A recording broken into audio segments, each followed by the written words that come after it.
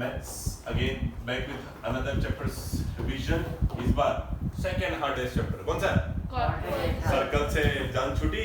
Now coming to quadrilaterals. Quadrilaterals. As usual revision होगा लेकिन पीछे से exercise total दो है 8.1 and 8.2. If we start from 8.2 7 sums है as usual. Sums करने से पहले 8.1 के बाद के जितने भी थियरम है first we need to cover that क्योंकि थियरम आएगा तो एक्सरसाइज आएगी.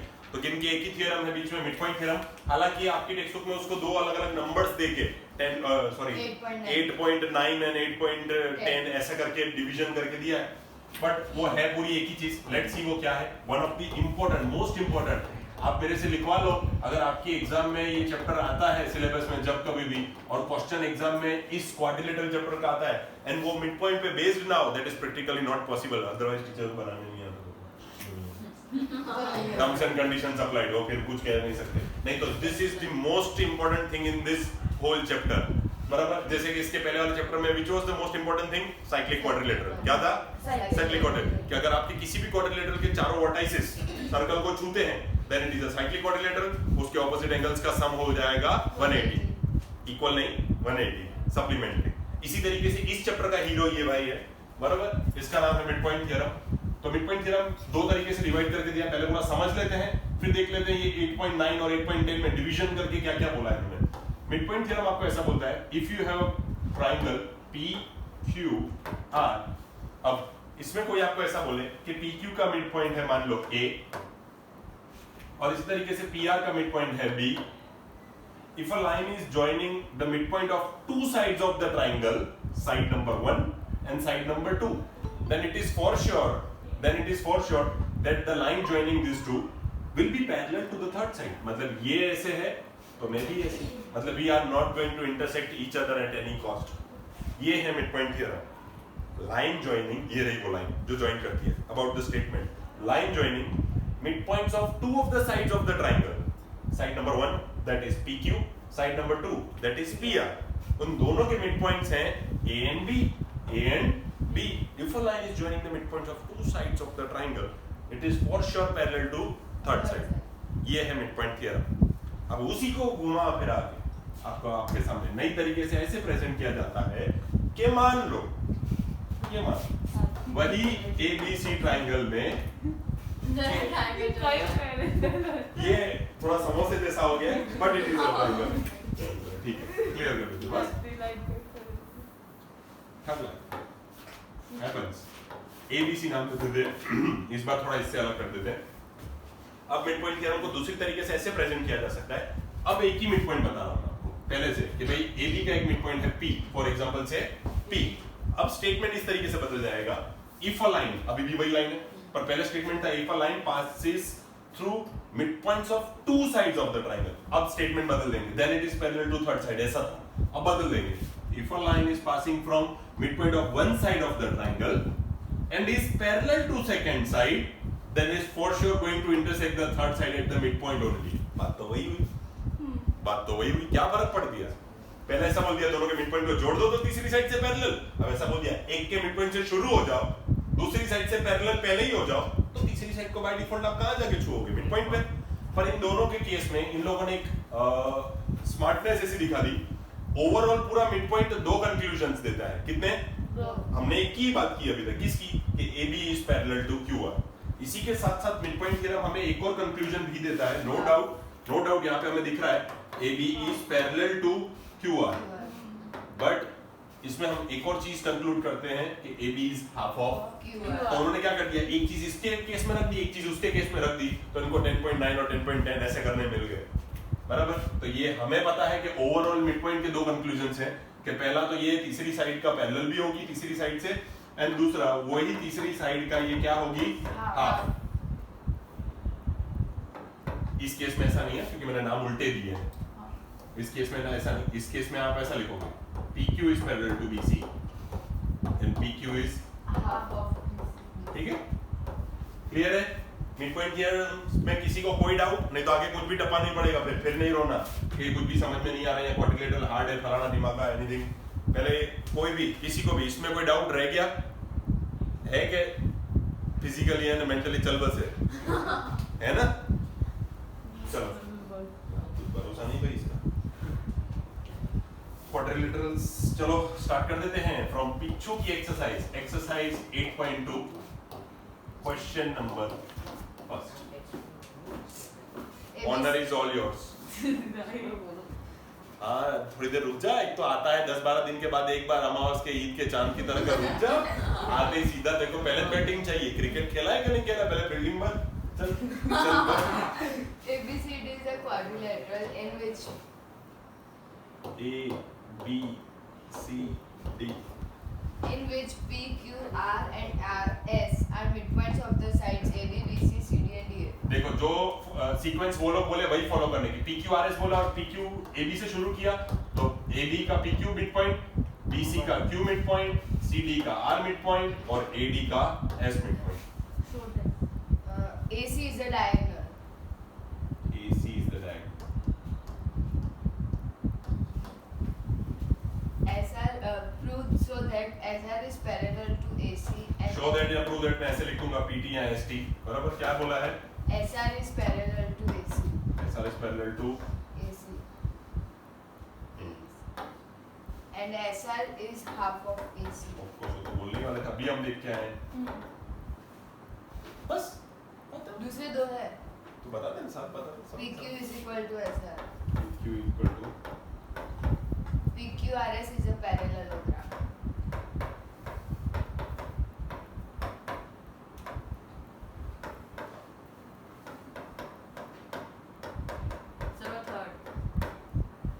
सारे प्रूव करने ही है।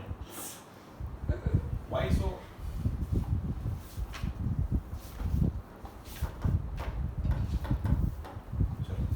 कुछ भी हो, सीक्वेंस डजंट मैटर, हमें सारे प्रूव करने ही है।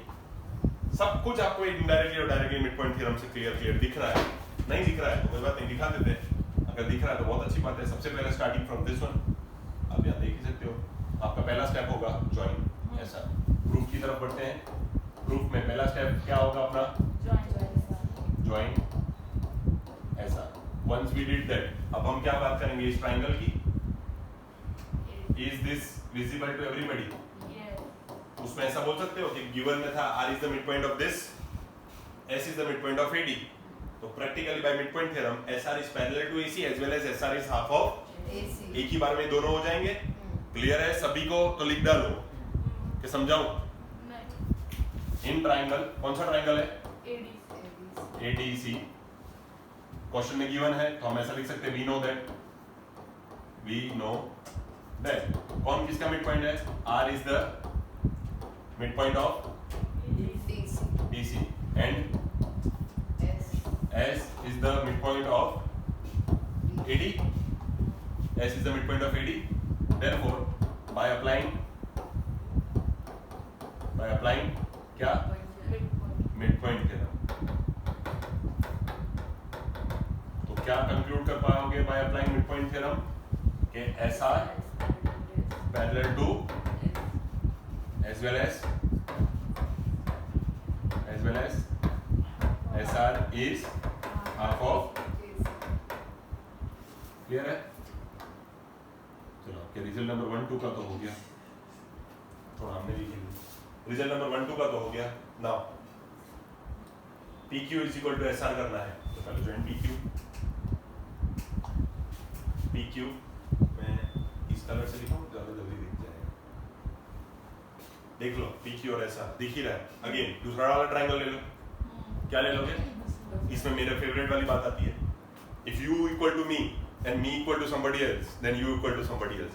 If 1 is equal to 2, 2 is equal to 3, then 1 is equal to 3। चलो उसमें क्या करना है?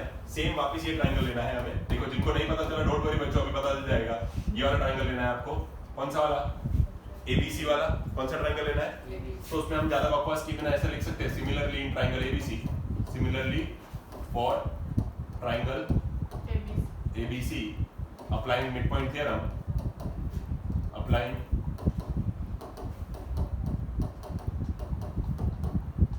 उसमें midpoint theorem को अप्लाई करके आप क्या कंक्लूड कर सकते हो कि PQ is also parallel to AC PQ is also parallel to AC as well as PQ is also half of है नहीं है?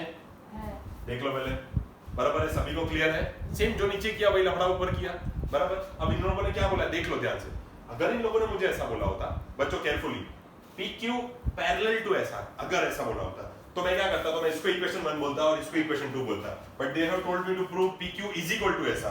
तो what will I do is कि भाई तू इधर आ जा, साइड में आ जा, तू भी इधर साइड में आ जा, बराबर। अब 1 and 2 उसमें आप ऐसा देख सकते हो, फ्रॉम 1 and 2, फ्रॉम 1 and 2 क्या दिखता है, दोनों का राइट हैंड साइड सेम है। ये देखो, क्या दोनों का राइट हैंड साइड सेम है? तो कह सकते हैं कि दोनों का लेफ्ट हैंड साइड भी सेम होगा। तो सीधा सीधा लिख सकता हूँ कि PQ is equal to SR या SR is equal to PQ, बराबर है ना? तो सीधा ही लिख देते PQ इज इक्वल टू, ये हो गया आपका थर्ड वाला भी प्रूफ, ये हो गया, ये हो गया, ये भी हो गया। अब जब दो साइड इक्वल है और साथ ही साथ पैरेलल भी है तो पैरेलल, तब इसको प्यार से 3 और 4 भी बोल देना, 3 और 4, ठीक है? अब लिख देना फ्रॉम 3 and 4, मैं इन दोनों को पैरेलल भी बोल सकता हूँ, यानी SR भी पैरेलल है किससे, PQ से, पर इस तरफ मैंने SR इधर लिखा है तो मैं इधर भी ऐसे ही कर देता हूँ, PQ is parallel to SR। अब इनको भी बड़ी शराफत से 5 और 6 बोल दो और कंक्लूड कर दो 5 और 6 से, फ्रॉम 5 and 6 क्या बोल सकते हैं, PQ RS is a parallelogram, और ऑफ कोर्स आगे क्वाड्रिलेटरल का सिंबल लगा देना, quadrilateral PQRS is a parallelogram, क्योंकि क्वाड्रिलेटरल तो दिया हुआ था। ये कैसे हुआ, when two opposite sides are equal as well as parallel, but इसमें अगर मैं तुम्हारा टीचर होता तो बड़े आराम से मैं तुम्हारे आधे मार्क काटता। पूछो क्यों? प्रूफ में नहीं, पूरे सम में ओवरऑल में तुम्हारे आधे मार्क काट लेता। वेरी गुड, तुम्हारा पैरेललोग्राम तुमने लिख दिया, वो दिख का रहा है, भले हमें जरूरत नहीं थी, देखो तो हमने कभी ज्वाइन किया भी नहीं, बट जो तुमने प्रूव करके लिख दिया PQR इज अ पैरेललोग्राम, भाई यहाँ तो PQR कोई क्वाड्रिलेटरल तक नहीं दिख रहा दूर दूर पर, वो तो सिर्फ दो साइड्स हैं। हाँ ये तो अच्छी बात है, जब नहीं देंगे तब क्या करोगे, समझना टीचर नहीं देंगे आपको, ठीक है? रेड, अब क्लियर है सभी को? किसी को कोई डाउट? वो मैं पूरी फिगर बनाता ना तो कंफ्यूजन भी बहुत होते हैं, इसीलिए वो 2 लाइंस बाकी रखी थी, वो मुझे भी पता है। अब ऐसे में मैं तुमको ट्रायंगल दिखाऊं, मैं बोलूं मिडपॉइंट थ्योरम अप्लाई करो, दिखने वालों को दिख जाएगा, लेकिन कितने प्रॉब्लम्स होते हैं। अब उसी के बजाय आप ऐसे देखो, तो देखो देखना कितना इजी रहता है इस ट्रायंगल के अंदर, ये नहीं, ये इसकी हाफ है, ये नहीं, ये इसकी हाफ, तू भी इसकी हाफ, ये भी इसकी हाफ, तो हम दोनों भी हाफ, ठीक है? देन चले आगे, क्वेश्चन नंबर 2, क्लियर है सभी को? 1 बॉडी भागते क्या पता नहीं चलता। मुझे ऐसा लगता है जब तक हमने 1-2 टेस्ट ली थी या 1-2 बच्चों के साथ जब कोई डाउट या सम या पूछना है, मेरे को ऐसा लगता है जनरली उनको ऐसे सम्स में डाउट होता है जैसा अभी है, इन्हीं में लोचे होते हैं ना, फलाने को फलाना प्रूव करो, ढिकने को फलाना, चलो आज उसका भी डर उतर देते हैं, मजा आएगी, मजा करते हैं। अरे इनवर्स 2 और 3 दोनों पढ़ना। ABCD is a rhombus and PQ, R and S are the midpoints of the sides AB, BC, CD and DA respectively, so that the quadrilateral PQRS is a rectangle. Second, question number 3. ABCD is a rectangle and PQR and S are midpoints of the sides AB, BC, CD and DA respectively, so that the quadrilateral PQRS is a rhombus. पहले मैं आपको इनकी drawing दिखा दूं, कुछ बातें बता दूं, फिर एक एक करके सॉल्व करेंगे, ठीक है? चलो, दोनों बात मैंने सुन लिया, क्वाड्रिलेटरल बाहर वाला ABCD वाला है, अंदर वाला PQRS वाला है, बराबर? पहले आपको दे चुके हैं रोम्बस, क्या दे चुके हैं? रोम्बस। रोम्बस की क्वालिटी क्या होती है? हाँ एक सेकंड, हाँ ये तो उड़ा दे।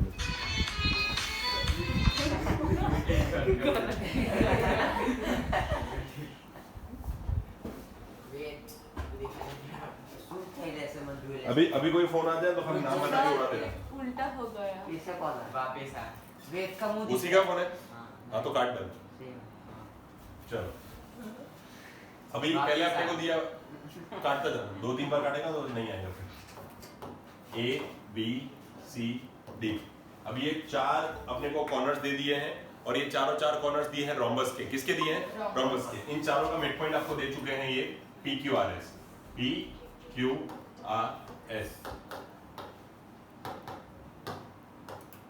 और इसमें से आपको प्रूव करके देना है रेक्टेंगल। क्या प्रूव करना है? रेक्टेंगल। दूसरे केस में सम नंबर 3 में, क्वेश्चन नंबर 3 में आपको पहले से दे रखा है rectangle A B C D, वापस वही मिड पॉइंट्स दिए हैं पी क्यू आर एस। अब इनको ज्वाइन करके आपको बोला है रोम्बस प्रूव करके दो। क्या प्रूव करके दो? लकाजू का तेरी नथी खई नहीं जवानी। क्या हो गया भाई? वो देखी ऐसे रहे, मैंने मतलब खड़े होके खा जाए उससे पहले बोल दो। एनीवे चलो स्टार्ट करते हैं।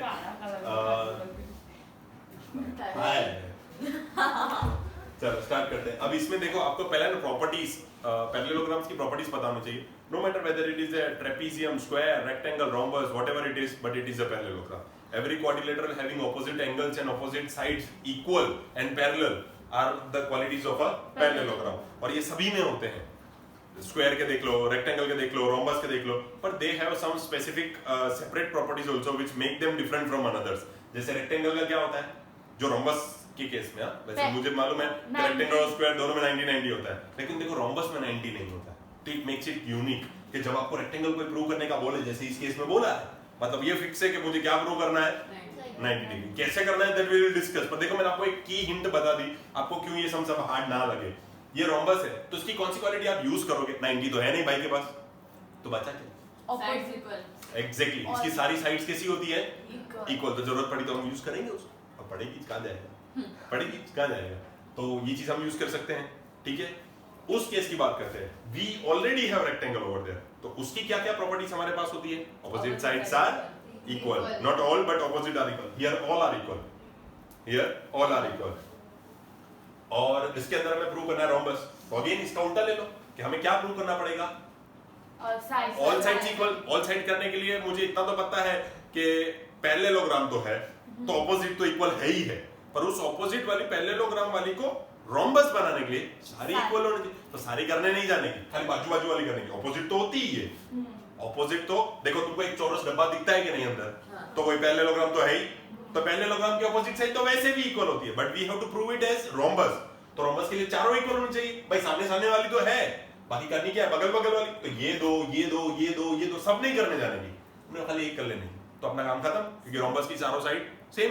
मतलब इसमें हमारा गोल रहेगा कि मैं आरक्यू को किससे इक्वल कर दूं, वो कैसे करेंगे वो हम देखेंगे, पर इतना कर दूं एनी हाउ, वो अपना उसमें गोल रहेगा। इसमें अपना गोल रहेगा कि कहीं से सब 90 डिग्री प्रूव करना है, क्योंकि रेक्टेंगल प्रूव करना है। डब्बा तो है, तो ऑपोजिट साइड इक्वल, रेक्टेंगल की साला वैसे भी एक ही प्रॉपर्टी थी हमारे पास, ऑपोजिट साइड इक्वल हो तो वैसे भी पैरेललोग्राम की होती है, तो हमारे पास गिनी चुनी एक ही चीज बच गई, क्या? सर बट इसमें तो क्वाड्रिलेटरल दिया है ना, कि अंदर वाला क्वाड्रिलेटरल।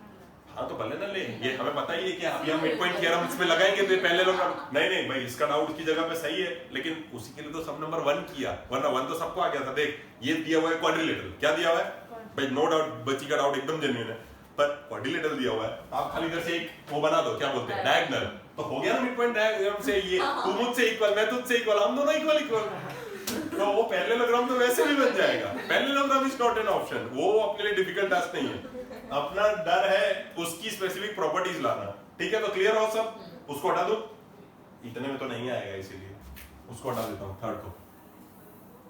ठीक है, चलो स्टार्ट करते हैं। सबसे पहले क्वाड्रिलेटरल को पैरेललोग्राम बनाओ।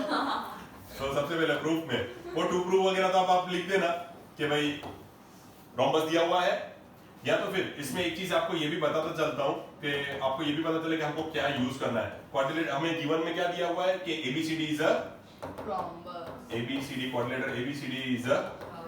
अब इसमें मैं आपको एक मस्त की पॉइंट बता दूं तो आपको आधा पिक्चर तो इधर ही दिख जाए।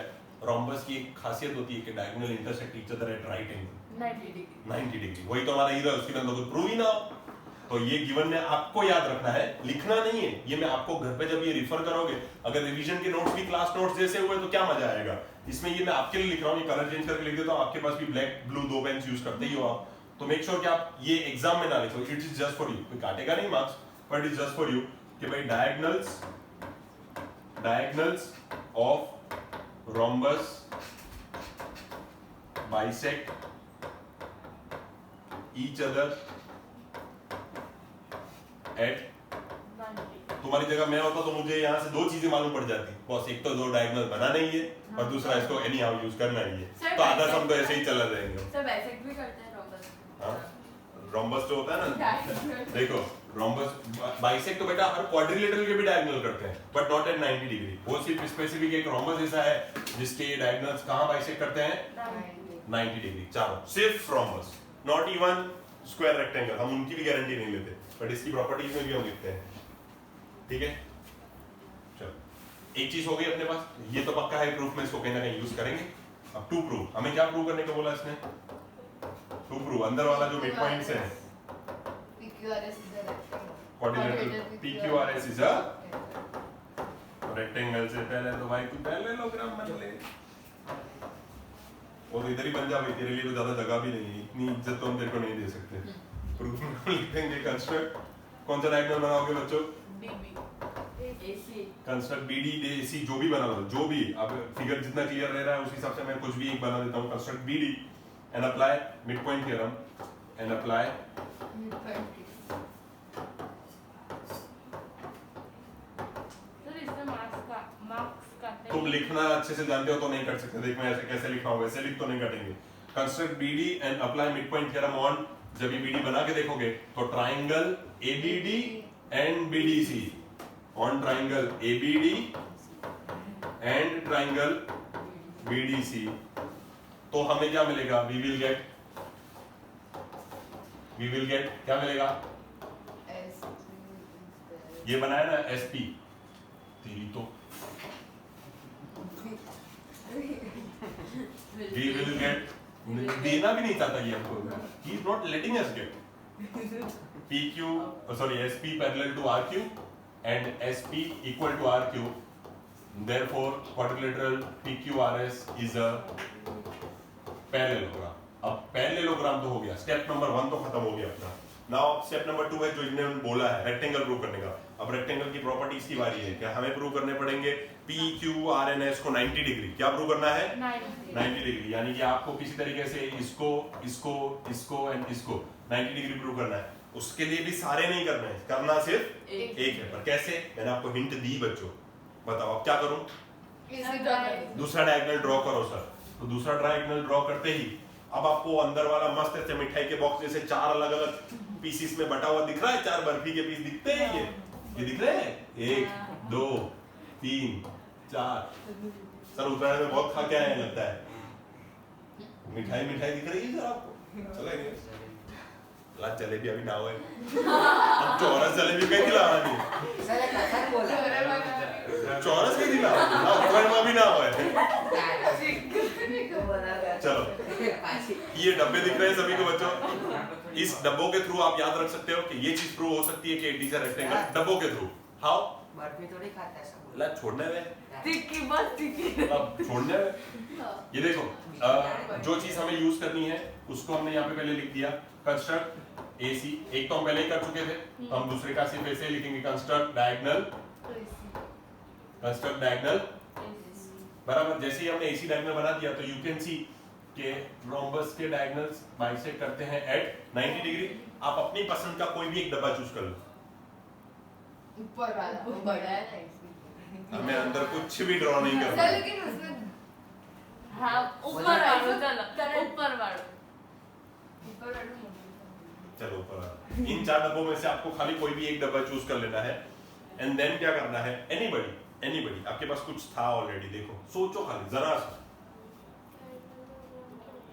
पहले इस छोटे से डब्बे को बेटा पैरेललोग्राम प्रूव करना पड़ेगा। क्या करना पड़ेगा, पैरेललोग्राम प्रूव, बहुत इजी है, आपको भी पता है, मैं बेवजह की कोई मेहनत नहीं करता, लिखता नहीं हूँ, आपसे ही लिखवाता हूँ। मतलब ये सब मैंने लिखा है, मतलब मुझे इसकी जरूरत थी, मुझे मालूम है ये सब आपको अच्छे से आता है, मैं ऐसा बोल सकता था just as in some number 1 या as seen in theorem mid point theorem, तो पर मैंने लिखा है मतलब पक्का है, उसका कोई यूज है, तो थिंक ऑन इट।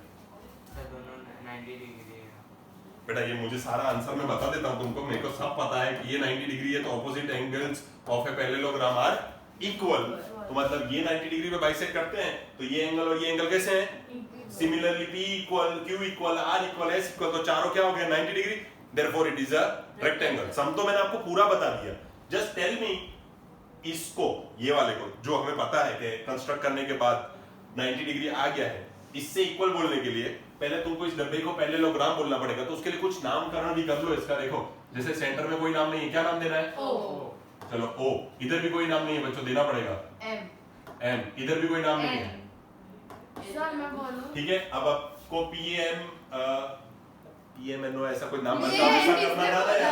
PMON, चलो पर PMON। N जब किधर? आपको PMON को पैरेललोग्राम करना है। खाली कोई भी बच्चा मुझे ये बताया कि कैसे किया जा सकता है, बाकी आंसर मैंने आपको दे दिया ऑलरेडी।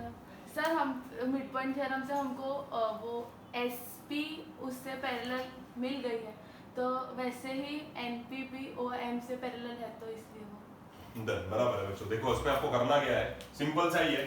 जैसे मिड पॉइंट थ्योरम लगाया तो आपको ये तो मिल चुका कि ये इतना सा पार्ट इससे पैरेलल और इसका आधा है, मिल चुका है कि नहीं?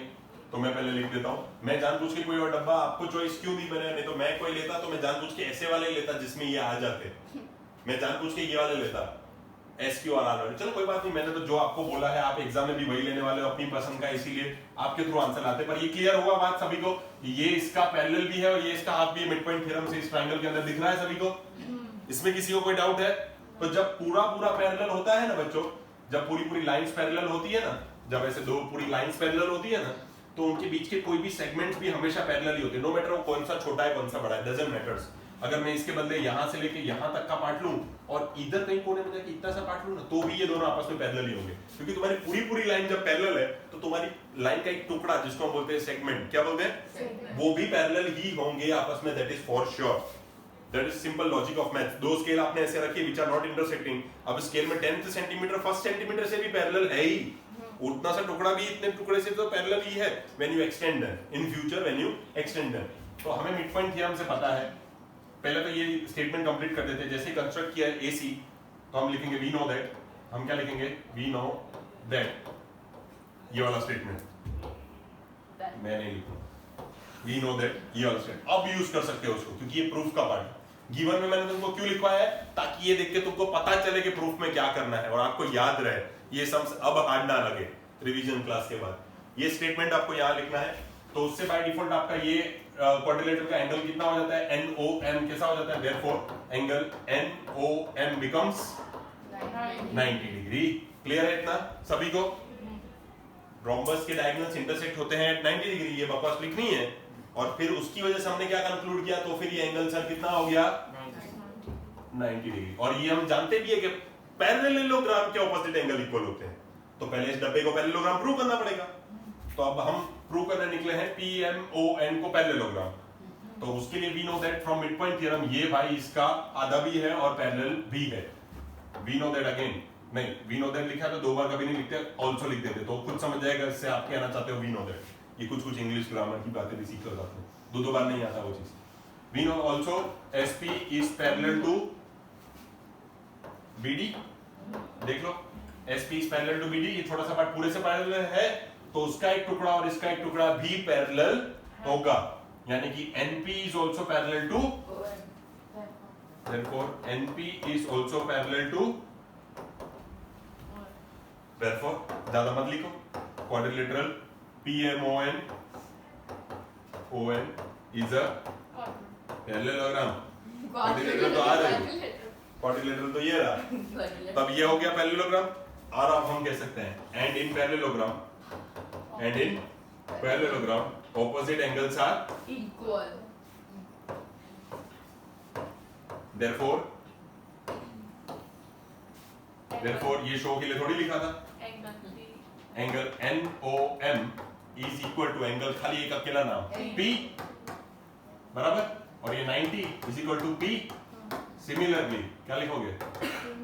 Similarly angle Q is equal to angle R is equal to angle S is also equal to, therefore quadrilateral PQRS is a rectangle। Clear है? अभी किसी को लग रहा है हार्ड ये? एक बार फिर से समझाना नहीं पड़ा सर। ठीक है, चलो एक बार फिर से।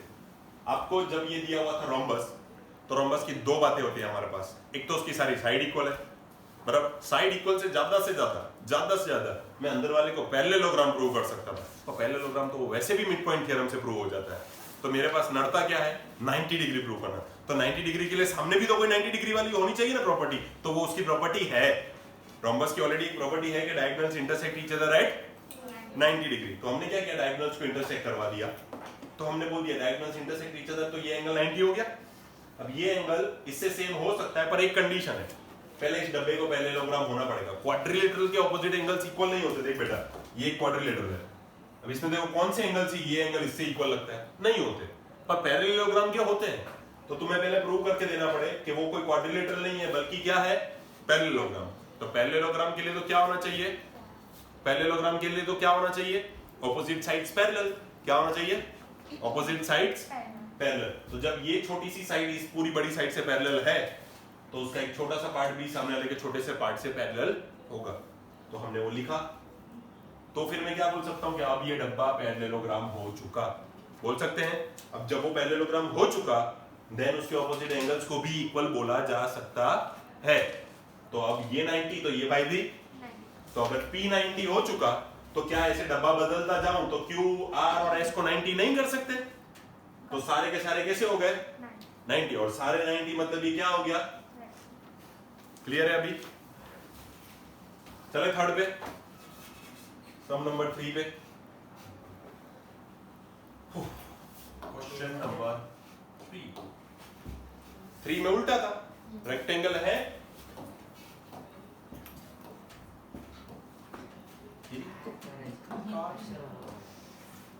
P Q R S बराबर। P Q R S तो अंदर थे नहीं, ज्यादा मस्ती नहीं, सस्ती नहीं।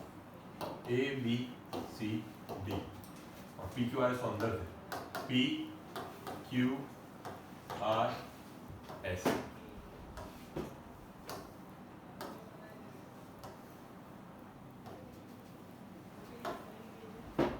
ठीक है, अब इसको रोम्बस प्रूव करना है। अब रोम्बस प्रूव करने के लिए again use your brains, we don't need any 90 degrees over here. तो रेक्टेंगल की ये क्वालिटी तो भूल जाओ कि हमारे किसी काम आएगी कि उसके ABC ने D एंगल 90 डिग्री है। They are simply of no use to us, ये वाले ऐसा सोचेंगे हम, पर वो गलत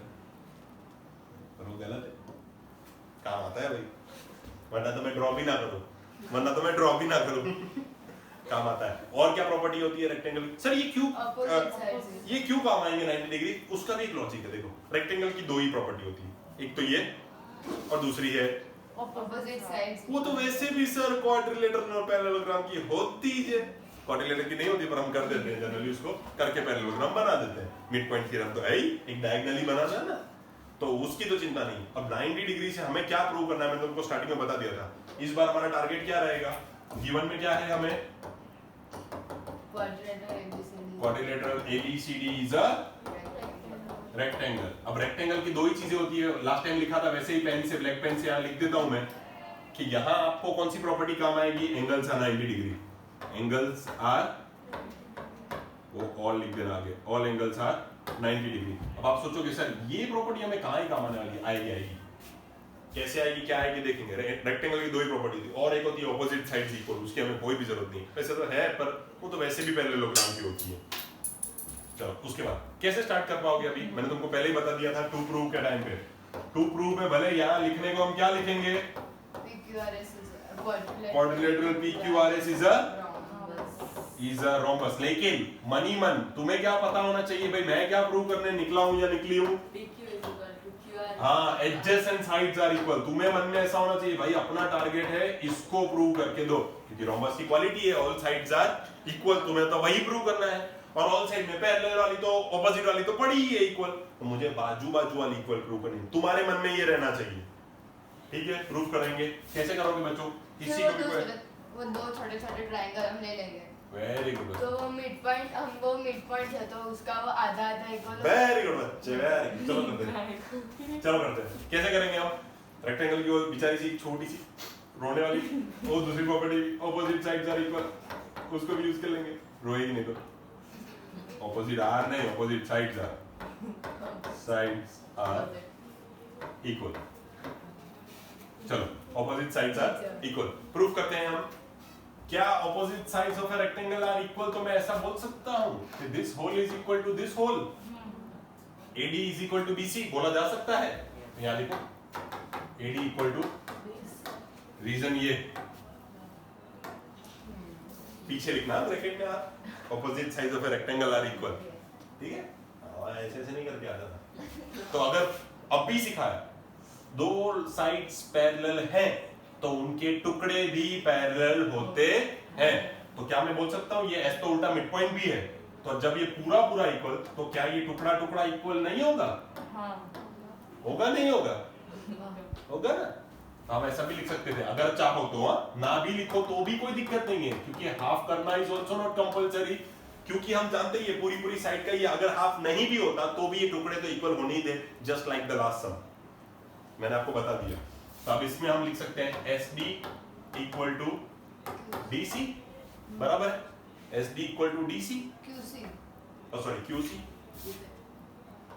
क्यू सी बराबर।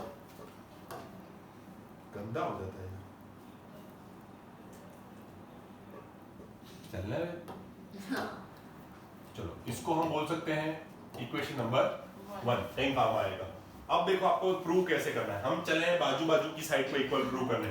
हम निकले हैं ये y को इस y से इक्वल प्रूव करने। सभी को दिख गया है तो मैं हटा दे रहा हूँ, ठीक है? तो उसके लिए आप सभी को पता है दो ट्रायंगल दिख रहे हैं, ये दोनों लेने पड़ेंगे। तो अब तो अक्कल भी खुल गई होगी क्यों 90 डिग्री कहाँ काम आएगा 90 डिग्री कहाँ काम आएगा, अब तो सभी पता चल गया होगा, ये भी दिख रहा है बराबर। तो सबसे पहले हम क्या करेंगे, जिसको मजूरी बहुत पसंद है और जिसको ऐसे है आधा मार्क भी नहीं दूंगा या नहीं दूंगी, वो ये सारी बकवास जो मैंने इनसे की है पूरे पूरे वाली, वो इधर भी कर सकता है, वो इधर भी कर सकता है। यहाँ पे लिख देता हूँ, वो ये लिख ही देता हूँ उसके लिए। We know that. एक और चीज क्या दी है, we know that R is the midpoint of DC, R is the midpoint of DC, DC। तो उसकी वजह से कौन कौन इक्वल है, डॉक्टर भाई इक्वल है RC से। RX होता तो फिर भी फार्मासिस्ट बना था, RC को क्या ही नाम। चलो ये दो चीजें हो गई हमारी। अब ले लो दो छोटे छोटे ट्राइंगल, कौन से हैं? In triangle SDR senior doctor, दूसरा ट्राइंगल है QCR। क्या है? QCR। अब इसमें हमें क्या क्या मालूम है? फ्रॉम 1 क्या है? SD इक्वल टू QC फ्रॉम, देखो कितना सिंपलीफाइड फॉर्म हो गया लिखने के लिए।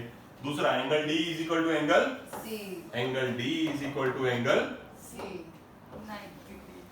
रीजन ये रहा, हाँ गिवन 90 डिग्री, गिवन रेक्टेंगल, गिवन रेक्टेंगल। बस अभी उसके बाद last from to DR equal to, तो ये हो गया साइड एंगल साइड। थियरम से कॉन्ग्रुएंसी से, sorry, this two triangles are by CPC, hero of the picture corresponding part of congruent triangle CPCT। मैं जिसको चाहे अच्छा बोलूं, इक्वल बोलूं, SR इक्वल टू RQ या QR whatever it is, RQ, Q by Q, RQ बोला तो Q। चलो सिमिलरली करके हम हर बगल वाली साइड को इक्वल प्रूव कर सकते हैं, तो उसको स्टेटमेंट तो कंक्लूड करके देना पड़ेगा, नहीं तो रोम्बस तो अभी भी नहीं हुआ उसके हिसाब से। तो सिमिलरली सारी साइड्स कैसी हो गई? इक्वल, तो सारी को लाइन में लिखना पड़ेगा। SR is equal to RQ is equal to, अब कौन सी आएगी? PQ is equal to lastly कौन है? PS। Therefore when all sides are equal, when all sides are equal, quadrilateral PQRS is a rhombus, clear 6। बस मजे करो, थक गया मैं बोल बोल के यार, आज के लिए इतना ही। देख लेते एक बार, अबे तेरी प्रीवियस करना था मेरे को। ये हो गया सभी को क्लियर? ये भी, एंड ये तो था ही। ओ भाई साहब मुझे खुद पे प्राउड हो रहा है, मैंने इतना क्लियर क्लियर लिखा है, पूरा पूरा लिखा है। सर फोर्थ कर रहा है, इधर इजी है, सारे इजी सर है। बहुत इजी है। अब तो 2 मिनट रुको, खाली मैं पानी पी के आऊं फटाफट, मेरे को खाली पानी पीना सर, है यार। कोई लेके आया तो लाओ। तो फिर मेरे को 2 मिनट दो। चलो तब तक आप नोट डाउन करो, स्लाइड ये रखो वो रखो, मिड पॉइंट बात चालू ही रहने दे उसको, कोई चिंता नहीं है। Thank you. सब मिड पॉइंट है हमारी। छापड़ पट्टी करनी है तुमको, उतारा ही मारना है। मोक्ष जल्दी ड्यूटी पे लग जा। जल्दी कर, मैं अपलोड 2 दिन बाद करूंगा, जल्दी कर। आता रहे तो ये लिखता नहीं ऐसा बोल के कि भाई आप अपलोड करोगे फिर लिख डालूंगा। भूलित जाते दादा।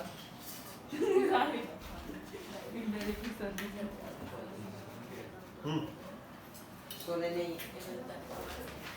सर मैंने फिजिक्स का वीडियो अपलोड किया। नहीं, सारे के सारे अपलोड करने, मेरे से एक वीडियो खो गया था, एक्चुअली मिल गया, मैंने कल अपलोड कर दिया, वो किसी ने मुझे याद दिलाया आज सुबह। नहीं, मैंने कल रात को रखा था लेकिन लाइट चली गई थी, वाईफाई बंद हो गया तो सुबह तक अपलोड हुआ वो, मैंने कल रात को रख दिया था। उसने कहा बहुत है सर तो कर दिया अपलोड ना जो एक और थर्ड मैच। चलो फोर्थ भी करना है ना, जरूरत नहीं पड़ती। टाइम कितना हुआ? सर 15 मिनट बाद कराना सर 10 मिनट पड़े। इतना तो इजी है। चलो करते हैं ना, हर राई है ना यार, राई अकेली कर देगी, ला उसका तो ड्राइंग दिया हुआ है ना, ड्रॉ करो। एंड क्वेश्चन नंबर 4, इसमें ला ABCD तो चेंज कर नहीं सकते हम, बुरा मान जाते हैं ये लोग फटाफट। सर फर्स्ट में तो किया था। अरे वो तो थियरम है यार, ये सम्स है। इसमें दिया है,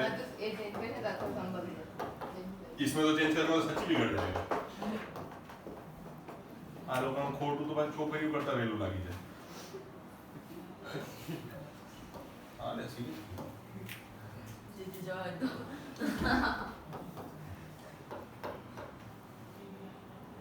अरे ये तो बहुत इजी है। हाँ, बेचारे का फ्यूनरल हो जाता था। ABCD से ट्रापीजियम, ट्रापीजियम in which AB is parallel to CD बना दिया है हमने। BD is a diagonal, E is the midpoint। चलो कुछ अच्छा सा दे दिया, E is the midpoint मतलब ये इससे इक्वल है। तुमको क्या दिक्कत क्या है, सीधे सीधे चल जाते हो तो। E is the midpoint of AD, A is a line drawn through E parallel to AB, a line drawn through E parallel to AB intersecting BC at F। एक लाइन है पैरेलल बनाई है AB से, ये रही जो BC को intersect करती है at F, ऐसा दिया एक लाइन बनाई है AB से पैरेलल, ये रही लाइन। अब चाहो तो इसमें नाम नहीं दिया, you can name it anything you want, line L for example. तो क्या बोलने में इजी होता है समझ में, a line L is parallel to AB side AB and which intersects BC at F, easy हो जाता है। show that F is the midpoint of BC, show that F is the midpoint of BC। अच्छा सम है, अच्छा सम, आपको खाली ये दिखाना है F is the midpoint of BC, यानी किसी तरीके से आपको BF को किससे इक्वल करना है, CF से। 8.10 कैसे करोगे?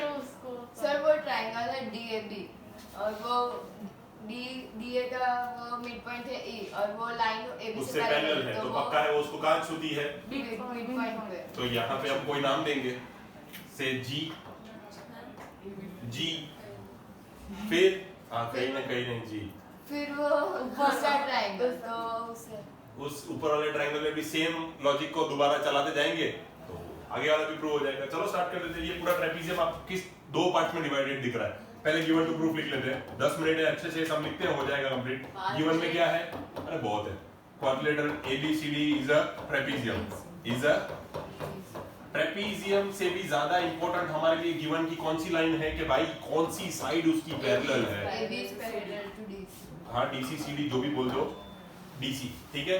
अब उससे पैरेलल है, अब हमको टू प्रूव क्या करना है, टू प्रूव है छोटा सा ही लिखेंगे जो मांगा है भाई, F is the midpoint of CB, midpoint of BC ठीक है। उसमें भी आपके मन में क्या रहना चाहिए, हमें किसको प्रूव करना है, FB is equal to FC, वो तो हो ही जाएगा, जो कि ना भी करो तो भी चलेगा, ये चीज तो मत में मत भी रखो तो भी चलेगा, इसको तो दिक्कत है ही मुझसे, वो तो रहेगी।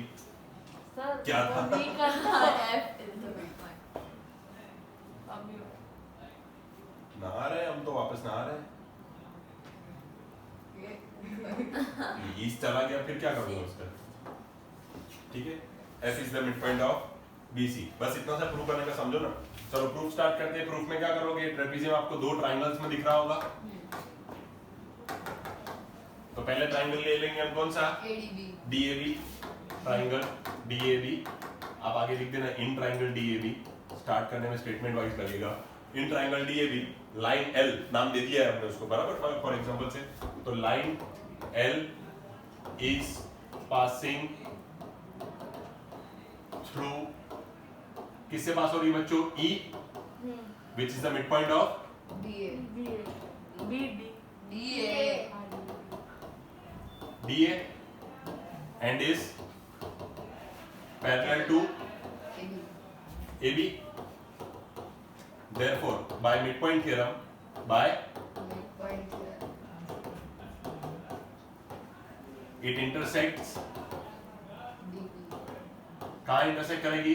It intersect DB at midpoint DB at its midpoint से G.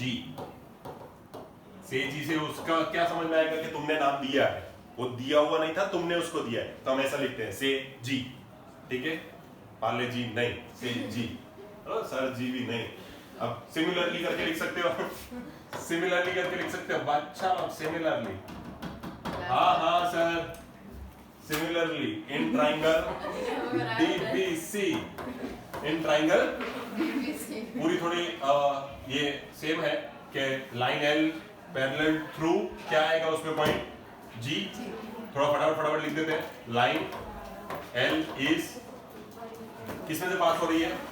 Passing from G which is midpoint of DC, which is the midpoint of DC and is parallel to CD, CD.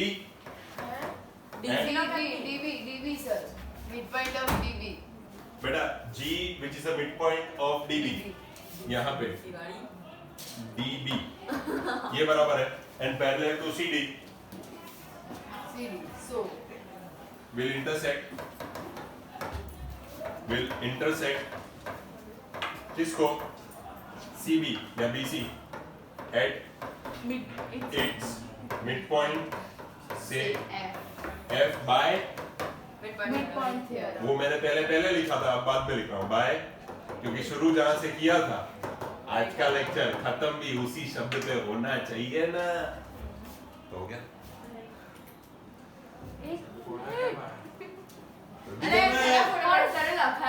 चल जल्दी कर. रिवीजन तो जाते लोग